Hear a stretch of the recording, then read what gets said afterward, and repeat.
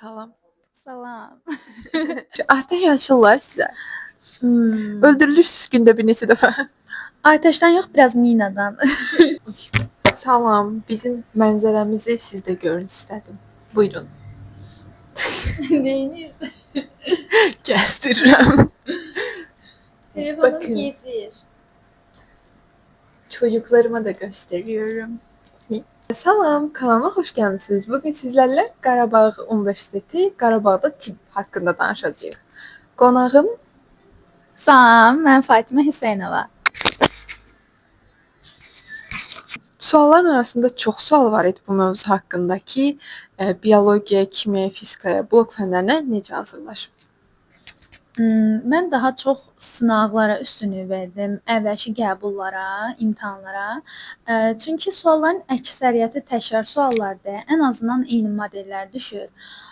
Və o sınaqları təkrar-təkrar işləsinlər ki, artıq modelləri əzbərləsinlər. Çünki elə şeylər düşür ancaq. Yəni dəhşət çətin sizə bir şey düşməyəcək. Məncə bir dənə situasiya qəliz olur və əsasında qalanları bir-birinə çox oxşuyur. Məncə də elədir. Yəni səhvlərini bilirsən də test işləyəndən azından. Qarabağ Universitetinə başlayanda birinci kursda səni ən çox təəccübləndirən, bunu gözləmirdim dediyin nə oldu? Mənim ağlıma gələn hal-hazırda belə bir xatirəm oldu ki, ora təzə gələndə mən özüm 6-cı sinifdə məktəbdə oxuyanda 1 il yataqxanada qalmışam və ümumiyyətlə, yəni yataqxana tipləri elə olmur da. Əslində deyirlər sosial medialarda və s. ki, mənzil tipli yataqxanalardır. Yəni bildiyiniz evdir. 5 mərtəbə binalar və sən orada yaşayırsan ev kimi. Evin açarı falan var, sən ora girirsən, sənin evin də ora. Biz yəni ora ev deyirik. Həqiqətən yataqxana kimi deyil çünki. Ay, yeməkxana bir deyil onda. Yox. Gəldiyin ilk günlərdə başlarda peşmançılıq çəkdinmi, yoxsa mühitə öyrəşmək tez oldu? Heç bir peşmançılıq çəkmədim də, yəni heç ağlıma gəlmir. Peşmançılıq yox, peşmanlıq. ADKB-dən öyrənmişəm. Peşmanlıq yazır bu arada. Mən peşmançılıq oxudum. Tamam, mən də peşmançılıq demək istəyirəm. Deyirlər orada tələbələrə pulsuz yemək, kompüter verilir, şərait verilir. Bu söhbət nə dərəcədə doğrudur? Ona kim deyir? Kompüter söhbəti düz idi haçan. İlk tələbələrinə vermişlər. Həqiqətən bütün tələbələrə pulsuz kompüter verilmişdi. Planşet yox. Pulsuz yemək heç kimə verilmir. Bir də nə var idi orada? Şərait süperdir. Superdən gəlsin, yəni nə olduğuna baxır. Şərait yaxşıdır amma. Çox da fövqəladə bir şeylər gözləmirəm, amma şərait pis deyil, yəni yaxşıdır. Niyə AT yox, məhz Qarabağ Universiteti? Yenidən abituriyent olsaydın, yenə buranı seçərdinmi?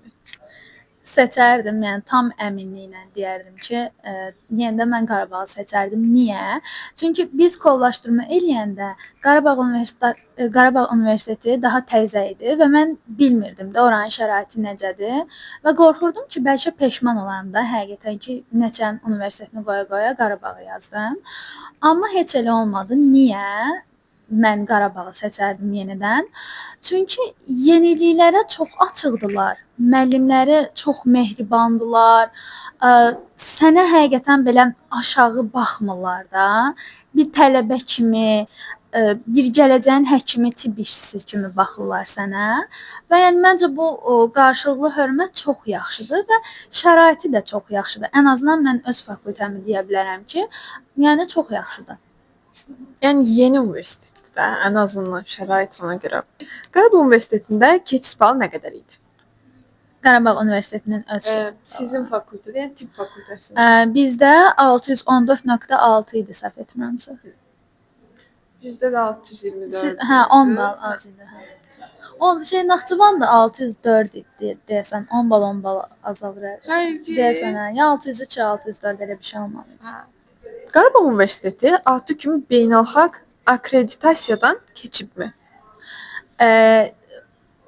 Yəni bu sual nə deyə bilərəm ki, keçməyib. Niyə? Çünki universitet təzə universitetdə, yəni keçən il açılıb. Keçən il, 2 il əvvəlkidir. Sürətlə, zaman sürətlə. Fakültə təzədir, amma siz birinci şagirdlərsiniz də bu fakültənin. Fakültənin. Universitet bizdən əvvəl idi, 1 il. Nəysə, bu sual bu deyildi. Hə, akkreditasiyadan keçməyib. Niyə? Çünki universitet təzədir. Akkreditasiyadan keçməsi üçün ən azı sən bir məzun verməlisən də.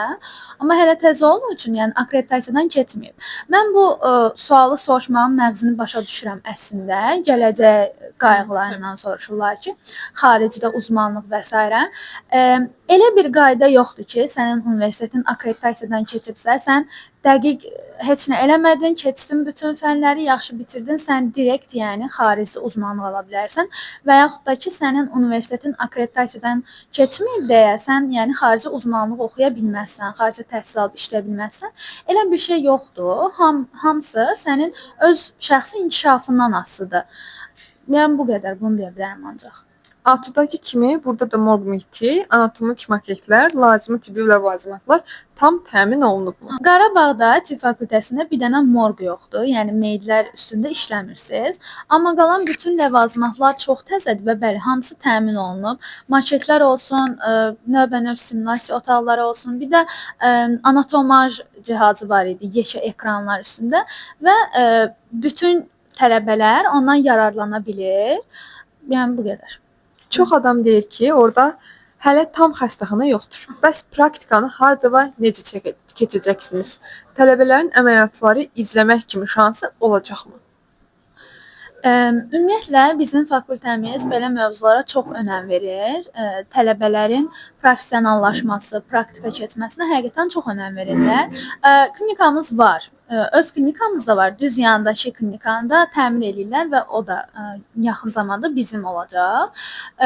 Praktika üçün öz otaqlarımız da var bizim fakültənin daxilində və bəli, mən düşünürəm ki, elə əməliyyatlar da izləyə biləcəyik. Bunun üstündə çalışırlar bizim fakültəmiz həqiqətən. Sizdə neçə saat dərs olur? Bir dərsin müddəti nə qədərdir? Dərs vəsaitlərini hardan əldə edirsiniz? Bizim cədvəl dəyişir bloklardan bloklara, yəni sizin dildən desəz semestrdən semestrə. Yəni hələ ki stabil bir vaxt deyə bilmərəm, amma Atudakı ilə çox bənzəyir də. Yəni səhər 9-un yarısından hardasa 4-ə qədər və s. Bu gec də ola bilər, tez də ola bilər. Hə, yarıcıdır. İyrənc bir sistem. Hani yaşamırıq da. Günün hamısı gedir. Necə 9-un yarısı gəlib 7-də işləmir sıfırdan. Amma belə bir şey var.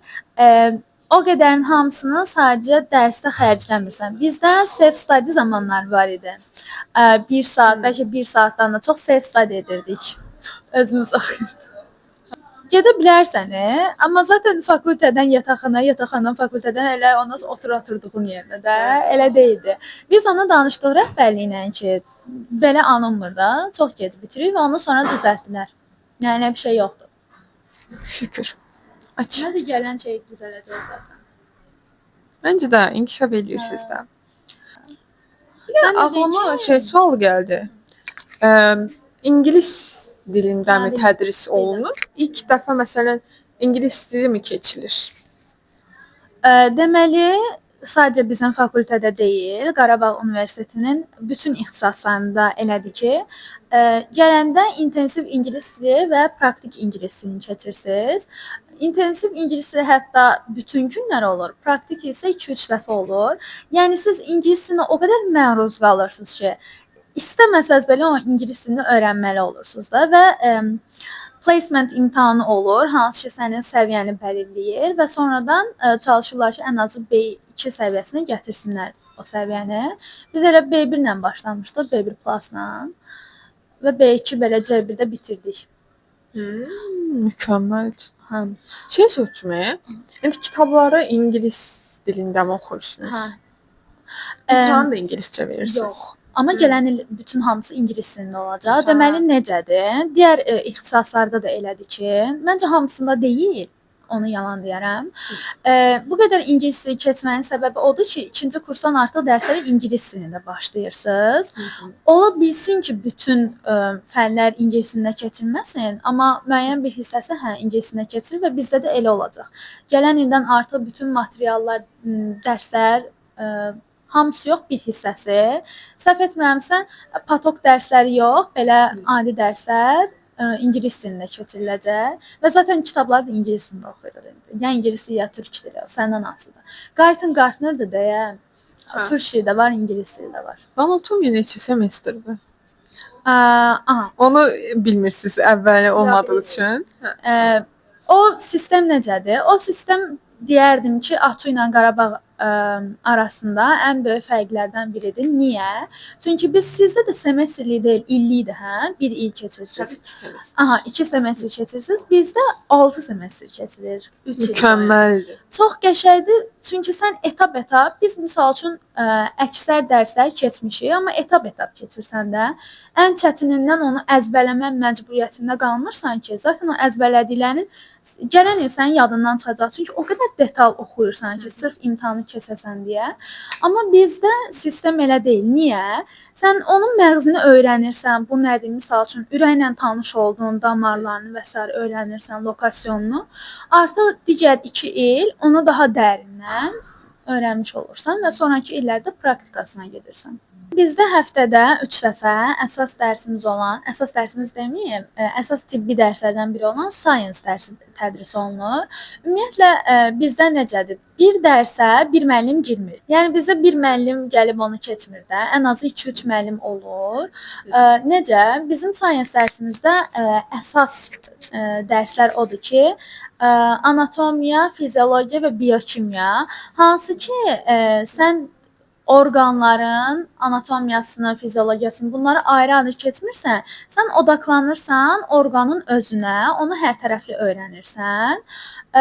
Bu science dərsi həftədə 3 dəfə olur.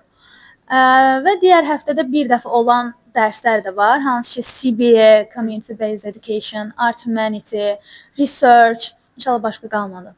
Bunlardır.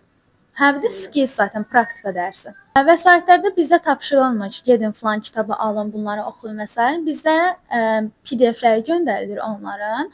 Əsasən Guyton, Gartner, Harper, Ross bu kimi kitablar olur. Elə əsas Gartner və Guyton oxuyuruq. İngilis dilində də oxuya bilərsən, türk dilində də oxuya bilərsən, fərqi yoxdur. Slaytlar falan olur da, slaytlar, PDF-lər. İmtahan sistemi necə qurulub? Keçmək çoxmu çətindir, yoxsa ancaq dərs oxuyan yazar prinsipidir? İmtahan sistemi biraz çox fərqlidir. Niyə? Çünki misal üçün görəcəksiniz ki, başqa fakültədən olanlar tibb üçün deyirəm. 5-də 5 falan tamamlandı yazıb evə gedirlər. Elə olmur. İmtahanın sayı biraz çox olur. Hansı ki, sizə çox bal verən və çox az bal verən imtahanlar olur. Onların da adı, az bal verən imtahanların adı flipped classroomlardır. Yəni tərsinə çevrilmiş dərslər. Necə? Müəllim dərsi keçəndən sonra sən onun imtahanını yazmırsan. Müəllim dərsi keçməmiş, sən dərsi özün oxuyub qavramağa çalışırsan və onun imtahanını verirsən. Sən öyrənməyə çalışdığın üçün onun balı çox az olur. Hardasa 1 bal civarı falan təsir eləyir də sənə. Yəni məğzi nədir? Məğzi imtahan eləyin, qiymətləndirim, elə bir şey deyil. Yəni sən dərsə nə qədər hazırlaşmısan, həqiqətən oxumusanmı, budur. Və bu TÇS deyirik də, buna tərsinə çevrilmiş siniflər. Bunun ən yaxşı üstünlüklərindən biri nədir? Sən oxuyursan bu dərsi, çox az da olsa sənə qiymət verir. Amma bu sənə həmin o çox bal verən imtahanlarda kömək olur da. Çünki əvvəlcədən oxumuş olursan məcburən. Həm də təkrar oxuduğun üçün daha yaxşı qavramış olursan da. Bir də belə imtahanlar bizdə sistem semestrlərlə deyil, bloklarladır. Yəni bir semestr bizdə 2 blok sayılmış olur. Hansı ki, hər blokun özünün blok arası və blok son imtahanları olur. 25 və 50% verən imtahanlardır. Yəni biz semestrdə 2 yox, 4 əsas imtahan vermiş oluruq. Yəni dekabra kimi məsələn, yanvara kimi neçə imtahan verirsiniz? Neçə dəfə? 4. 4 böyük imtahan olur. Hə. Amma kiçik imtahanlarda imtahanlar da var. Bir həftə, 2 həftədən biri falan olur TÇS-lər. Abituriyentlər üçün deyirəm, bəlkə ATU-dakı sistemi də bilmirsiniz, imtahan sistemini. Demək istəyirəm ki, Azərbaycan Tibb Universitetində bir semestr yanvara kimi, fevrala kimi olan hissədə, məsələn, ortada noyabrın 13-ü idi deyəsən bizdə, midterm olur, aralıq imtahanı, sonra semestr imtahanları olur, yanvar aylarında. Yəni bu qədər. 2 imtahan bir semestr üçün. Bunlar hər həftə imtahan olurlar. Hər həftə yox da, heç olmasa 2 həftədəndir. Mən onu çox üstün görürəm. Çünki Məncə də elə. sizi imkan vermirlər ki, dərsdən, amma məsələn bizdə bilmirəm, çox Bilirəm. yığılıb qalır kimi hiss eləyirəm. Zaten bizə bunu dərsə başlamazdan əvvəl belə uşaqlarla açıqlamışdılar, hamımızı bir araya toplayıb ki, əslində məğzi nədir bu qədər imtahan eləməyimizin? Odur ki, digər universitet sistemlərindən fərqli olaraq biz dərsləri yığıb sonra imtahan eləmək istəmirik də. Sən sırf o imtahanı keçmək adına bir həftə qalmış falan o qədər materialı oxuyub çatdırasan ki, gedib imtahandan keçəsən. Yəni söhbət imtahanı keçmək deyil. Həqiqətən o mövzuları anlamaq, başa düşməkdir ki, sonra sən zaten qalan 3 ildə onu tətbiq eləyə biləsən də. Ona görə bu qədər imtahan olur ki, heç nə yadından çıxmasın, oxuyasan davamlı. Atəş açırlar sizə. Öldürülürsüz gündə bir neçə dəfə. Atəşdən yox, biraz minadan. Yox, bu nə sualdır? Yox. Niyə atəş açsınlar bizə durduğu yerə? Danışır. Heç atəş açılmağından qorxubsanmı? Belə bir sual var idi. Ayda bir dəfə, hə. Yox, yox. Yetər artıq, yox. Bəzi şikayətlər oxumuşdum mən də. Yeməkxana ayrıdımı, yataqxana pulsuzdurmu, yeməkxana pulsuzdurmu falan kimi şeylər. Danış da yəni ümumən. Tamam, danışım. Zaten bayaq demişdim, yataqxanalar mənzil tiplidir. Yəni sizə ev kimi hiss elətdirir, öz eviniz varmış kimi və bu çox yaxşı bir şeydir. Təsəvvür elə, gəncsən, 17-18 yaşın var və bir evin olur. Hə, bu qədər tam bəs belə. Yadımdan çıxdı sanmaz. Yataqxana pulsuzdurmu? Pulsuzdur. Bəs yeməkxana? Yeməkxana pulsuz deyil, yəni özün gedib alırsan, amma restoranların və s. baxmır, çox daha sərfəlidir. Və əvvəlki sistem deyil, yeməkxananı idarə edən şirkət dəyişib deyə çox daha yaxşıdır. Həm ləzzətlidir, həm də uyğun bir qiymətdir. Bir də mən şikayətlər oxumuşdum ki, otaqda yemək bişirmək olmur. Burada vəziyyət necədir? Otaqda niyə yemək bişirəsən? Yemək mətbəxdə bişir. Ay. Yox da bəzi yataqxanalarda Tamam, bildim. mətbəx olmur. Onu izah elə, nə baş verir? Bu qarışıqlığı bizə izah elə. Bu qədər konfliktin səbəbi nədir? Bizdə bir yataqxana deyil, 2 yataqxanadır. Hansı ki, 1-ci kursların və 2-ci kursların yataqxanası bir-birindən biraz məsafədə yerləşir. 2-ci kursların yataqxanasında mətbəxdə soba yoxdur. Yəni yemək bişirə bilmirsən deyə. Amma onların həyətində, yataqxanasının həyətində yeməkxana var da. Ondan istifadə edə bilərlər. Biz də istifadə edə bilərik, amma onların düz həyətindədir də. Əlbəttə ki, daha yaxındır onlara. Amma bəli, onlarda yemək bişirməyə icazə yoxdur. Çünki yəni harda yemək bişirə bilərsən ki, illegal yollara əl atasan. Amma bizdə elə bir yəni problem yoxdur. Bizdə elektrikli soba var deyə mətbəxdə. Öz yəni evinmiş kimi yemək bişirib yeyirsən. Bəs 1-ci kurslar gələndə hara yerləşəcəklər? Sizin yataqxananıza mı məsələn? Bizim yataqxanamızın olduğu yerdə boş yataqxanalar var ki, hansı ki təzə gələnlər üçün nəzərdə tutulub, yəni elə bir problemlə qarşılaşmayacaqlar. Tanımadığın insanlarla eyni yataqxanada qalmaq narahatlıq yaradırmı? Otaq yoldaşını seçə bilirsənmi? Otaq yoldaşını seçmək olur. Sizə universitetə qəbul olduğunuzda hələ gəlməmiş ora yataqxana yerləşməmiş anket atılır. Öz istəklərinizi və s. yazırsınız. O anketin müəyyən sualları olur, onları cavablandırırsınız və ən əsas bölümü odur ki, sizdən otaq yoldaşınızı seçməyinizi istəyirlər və yaza bilirsiniz. Çox güman ki, sizin yəni tanışlarınızdan, dostlarınızdan ora gələn olacaq. Hansı ki, mənim sinif yoldaşım oradaydı, hazırlıq yoldaşlarım oradaydı. Mən onların adını yazmışdım. Yəni bir evdə, bir otaqda tanıdığın insanlarla qalmaq olur və yəni bir-birini başa düşdüyün halda niyə problem yaşansın ki? Yoldaşlar arasında. Təbii ki. Mən ginekoloq olmağı çox istəyirəm, amma belə bir nüans var ki, gecə saat 3-də yıxsa, nəsə gəl. Yox, planları eləyə bilərsən. Planlı necə olur? Keysəriyyə. Tamam, planlı olur, elə şey olur. Hə, olur. Düzü Amma etik deyil. Etik deyil, etik deyil. Yox, rejimləndir də. Yəni sən deyilsən ki, oradakı tək həkim. Nə olsun ki?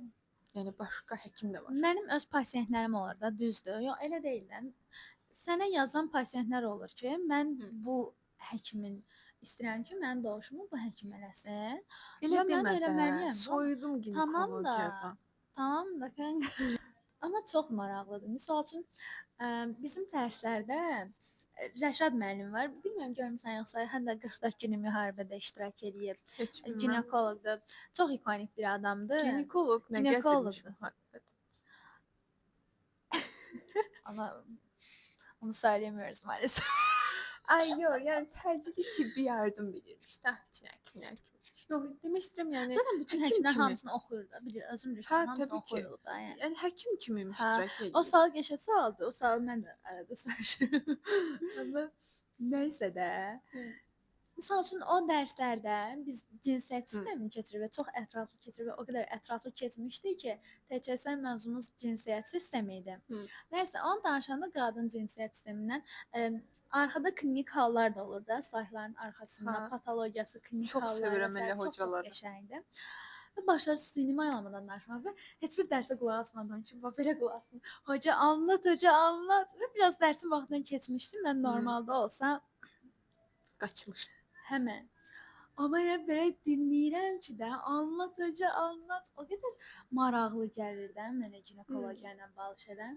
İnşallah anlar. Sən də anlar, mən də anlar. İnşallah. Amma sən şey var idi, həyətə düşürdülər, yataqxanadırmı onun adı? Belə uzun stollar var. Oturursun, oynayırsınız falan. Hə, Uzun yeməkxana. qapalı alanda uzun stollar, yeməkxanada. Biz misal üçün təzə gələndə ora, öz 600 pluslara hər il daha tez çağırırlar da yəni. Bizim dərsimiz yox idi də, hər gün gedirdik yeməkxanaya. O da 2-ci kursların binasındaydı da yeməkxana və ancaq oyun oynayırdıq. Elə bilirdik ki, bir il belə keçəcək. Yataqxanada şərait necədir? Çamaşırxana, hamam və sair varmı? Var, hər şey var.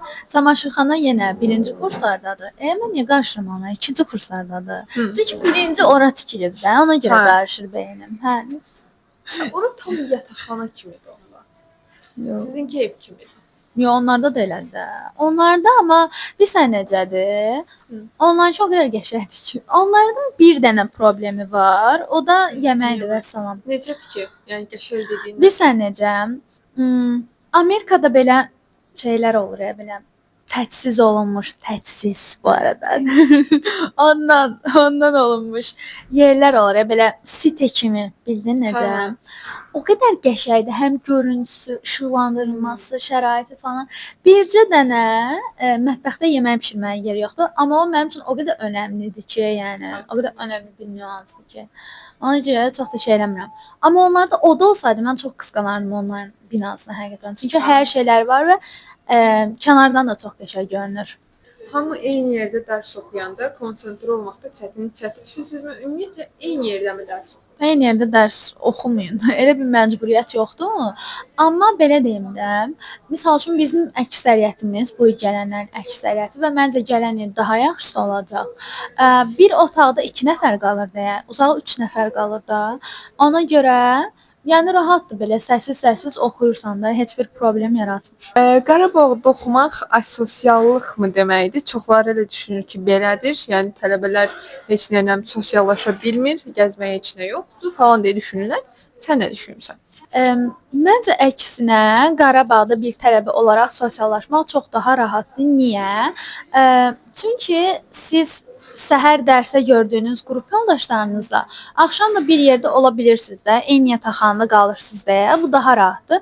Və axşam düşüb müəyyən oyun fəaliyyətləri eləyirsiniz. Uno fəaliyyətləri Uno və Mafiyada. Yəni Uno, Mafiya nə bilim, voleybol falan oynayırlar da. Məncə çox daha rahatdır. Çünki bir yerdə vaxt keçirdilər və bundan əlavə yəni belə suallar gəlmir də. Necə yəni sosiallaşma falan? Çünki mən də gəlməzdən əvvəl elə düşünürdüm ki, görürsən Qarabağda market var, görürsən Qarabağda nə bilim, book kafe var ya, restoran falan var. Hər şey var da, həqiqətən hər şeydən təmin olunub. Restoranlar falan, yəni bildiyiniz şəhərdir, şəhər. Bu qədər. Gəzməli yerlər necədir bəs? Gəzibsən bu oraları? Mən bu arada hələ Qarabağa gedə bilməmişəm gəzintiyə. Necədir? Hər gün gözəlləşən Qarabağımız. Günü gündən gözəlləşən. Aha. Gəzməli yerlər deyəndə siz çox güman ki, vaxtınızın əksəriyyətini elə Xankəndində keçirdəcəksiniz. Bu arada İncəsənət Fakültəsi falan Şuşaya keçəcək artıq gəlində. Məncə çox qəşəng bir şeydir. Həqiqətən. Qəşəngdir. Çox qəşəngdir. Şuşa, Xankəndi, Laçın bunlar çox qəşəngdir. Və Xankəndi ərazisində məncə istədiyiniz hər şeyi eləyə bilərsiniz. Çünki hər şey var. Bu qədər. Amma ailəniz gələndə, orada istirahət eləmək istəyəndə və s. digər yerlərdə, digər şəhərlərə, kəndlərə gedə bilərsiniz.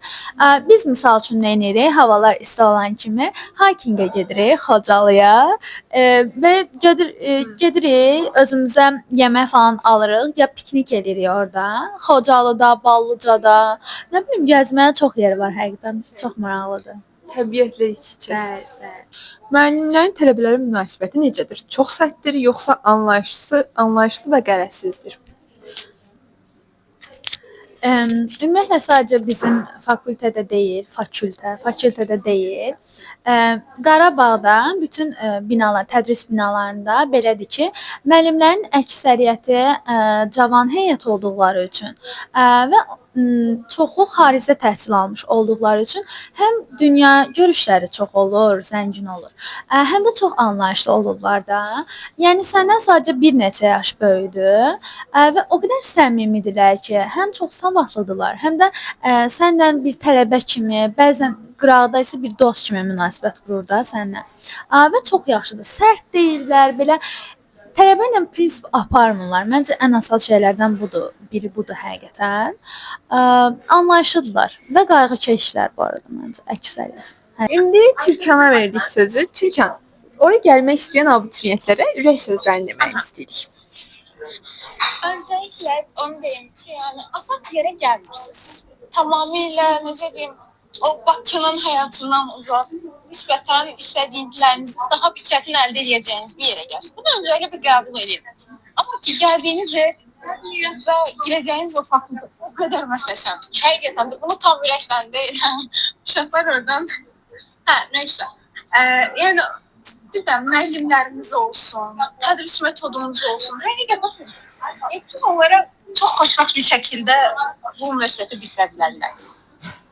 Çox əziyyət çəkirik, yalan deməyim. Çox həddən artıq çox özdə yoruluruq və fərqli sahələr üzrə çalışırıq deyə. Yəni heç çalışmadığımız mövzular olur, çox araşdırma aparmalı oluruq, amma yekin olaraq güzel bir iş çıxır ortaya.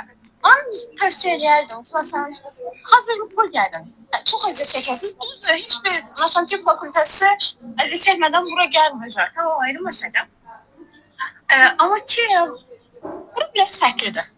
Müəllimlərimiz olsun. Məsələn, istənilən müəllim bizim üçün həqiqətən çox rahat bir şəkildə sual soruşa biləcəyimiz bir insana çevrilir. Ondan sonra necə deyim, müəllimlər çox mehribandır. Həddən artıq çox mehribandır. Qətiyyən, yəni, məsələn, yataqxanadan çox universitet bizə daha bir ev kimi gəlir. Universitetin ortamı, universitet müəllimləri. Yəni, məmnun olarsınız. Bu qədər. Çox sağ olun Türkan xanım. Buyurun. Bu arada Türkanla hazırlıq yoldaşım oldu əvvəllər. Yəni Məncə ən böyük fərqlərdən biri müəllimlərdir, müəllimlərin yanaşmasıdır. Sənə həqiqətən, yəni yaxşı bir tələbə kimi yanaşır da. Səni üstdən baxmır sənə, nə bilim, sən ona dediyin bütün fikirləri açıq-aydın deyə bilərsən də. Bilirsən ki, o yaxşı qarşılayacaq, həqiqətən düşünəcək.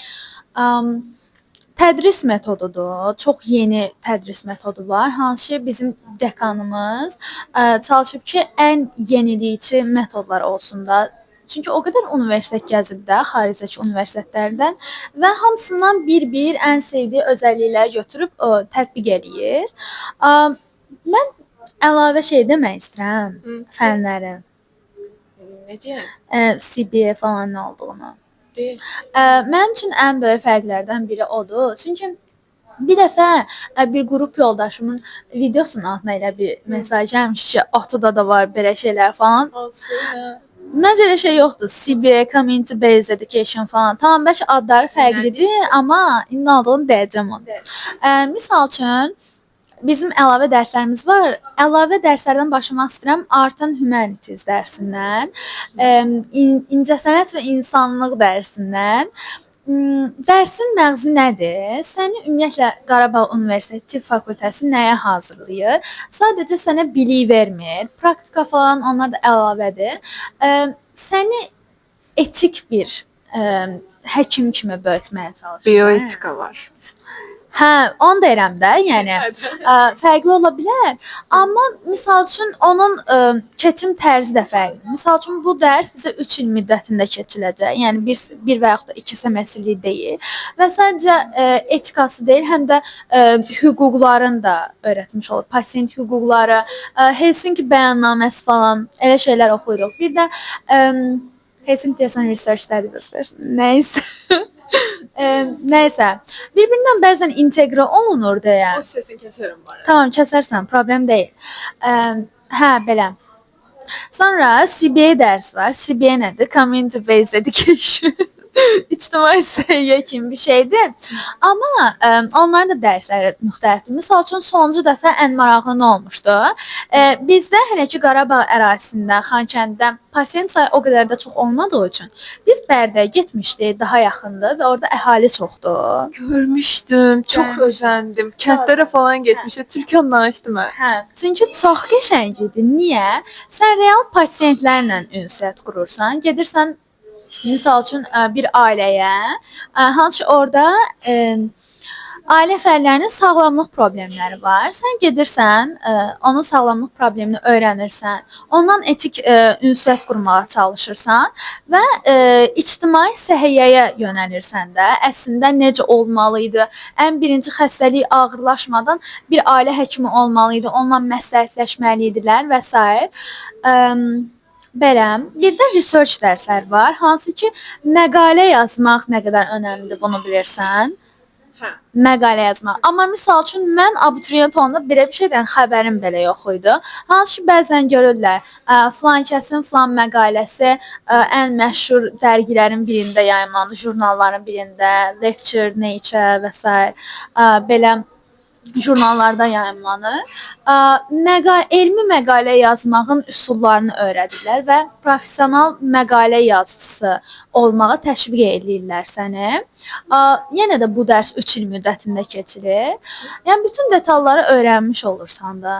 İnşallah başqa heç nə qalmadı. Bir də skills-i də bacarıq dərsləri. O da praktika dərsləri ki, hər həftə olur və misal üçün UZI-də işləmişik biz, CPR öyrənmişik, Hemlich manevrası və s. İlkin tibbi yardım, bu kimi şeylər. Təşəkkür edirik. İndi sıra məndədir. Fikirləşdim. Müəllim mövzusu dedin. Bu mövzuda susma haqqımı kullanıyorum. Yəni müəllimə görə dəyişir. Şəxsən Azərbaycan Tibb Universiteti haqqında, yəni mən müəllimlərə çox tatlış müəllimlərim olub mənim.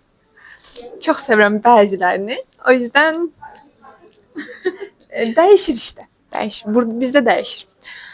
Sonra nə mövzu? Dərslər mövzusunda məsələn bioetika dedim. Bioetika hamıya seçilmirdi. Bioetika seçim fənni idi. Bioetika idi, fəlsəfə idi, bir də multikulturalizm idi. Bundan üçündən biri seçim idi, amma biz seçmədik. Bizə fəlsəfə verdilər. Yəni zaten o 3 il müddətində keçirir və sən onu məcburiyyətdən keçmirsən də, həqiqətən sevə-sevə keçirsən. O qədər düzdür, essələr, raporlar yazmalıyıq ki, amma maraqlıdır da, bir filmə baxırsan, misal üçün tibbi bir filmə, orada hansı etikalar pozulub, əslində necə bir münasibət olmalıdır, bu kimi şeylər. Məsələn, Qarabağ Universiteti ilə bağlı indi öyrəndim ki, belə bir şey var imiş. Ən sevdiyim şey anatomiyanın yox, Bərdən unut. Bərdə bir yana anatomiyanın 3 semestr, 6 semestr 3-cü kursa kimi keçirməyi mükəmməl deyən, sizin öyrənmək üçün çox vaxtınız var, çox material var, amma 3 ilə bölüşdürəndə orada bir problem olur. Amma mən anatomiya mövzusunu artıq bitirmişəm bir kursa və yəni necə deyim, bizə çətinlik verir. Mən şəxsən çox çətinlik çəkdim. Daha çox vaxt ayırsaq bəzi mövzulara daha yaxşı olardı. Azərbaycan Tibb Universitetinin ən sevdiyim yanı Bakıda olmalıdır. Hə.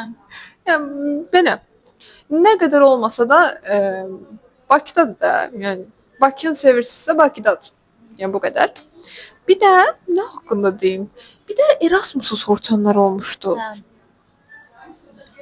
Erasmus mübadilə proqramları deməyə çalışırlar. Onun üstündə işlər gedir. Çünki dediyim kimi təzə bir universitetdə, yəni indi açıldı, indi bütün bəlgələr gəldi, akkreditasiyalar gəldi. Oradan 5-10 dənə universitet dedi, mən mübadilə etmək istəyirəm və s. belə olmur. İşlər gedir hər dəfə. Məsəl üçün Başkənd Universiteti idi, hara idi? Türkiyədən gəlmişdilər, Hacettepe Universitetindən və s. gəlirlər. Hər dəfə universitetlər və s. gəlir, baxış keçirdir, məsləhətləşirlər. Belə, yəni məncə gələcəkdə olacaq belə şeylər.